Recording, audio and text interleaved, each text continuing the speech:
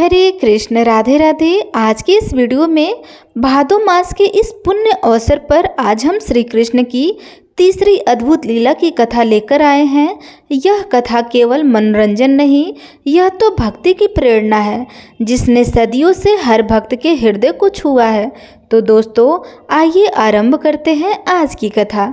यह कथा उस समय की है जब श्री कृष्ण गोकुल में रहते थे और ग्वाल बालों के साथ गाय चराने जाते थे।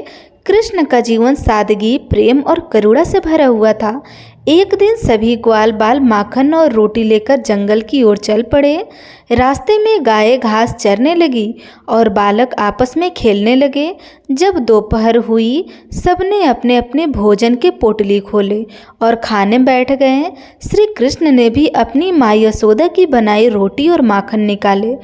उसी समय दूर से एक भूखा हुआ और थका हुआ बालक आता दिखा। उसके कपड़े फटे थे, आंखों में डर हुई थी और शरीर दुर्बल था।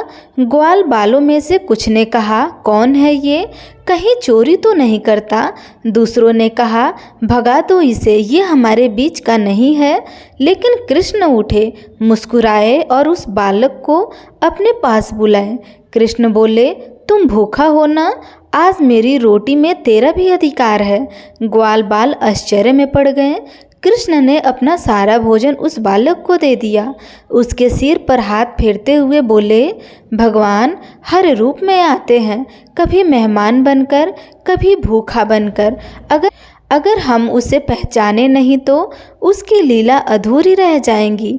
वो बालक धीरे धीरे मुस्कुराने लगा और जैसे ही भोजन समाप्त हुआ वह अदृश्य हो गया। ग्वाल बाल चौंक गए।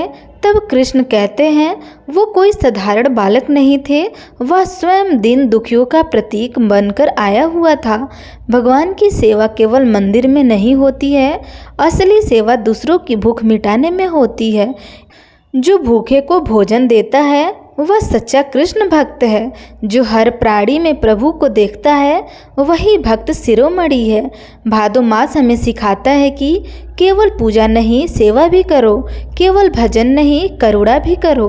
तो दोस्तों, आइए संकल्प लेते हैं कि किसी गरीब या भूखे को भोजन अवश्य। तो दोस्तों, आइए हम सब मिलके एक प्यारा सा संकल्प लेते हैं, किसी गरीब या भूखे को भोजन अवश्य कराएं। अपने भोजन से पहले यह भावना रखें कि यह अन्न पहले श्री कृष्ण को अर्पित करें और दिन भर श्री कृष्ण के नाम का स्मरण करें। हे गोविंद, हे मुरारी, हे माधव, हे गोपाला। तो प्रेम से बोलिए श्री कृष्ण भगवान की जय।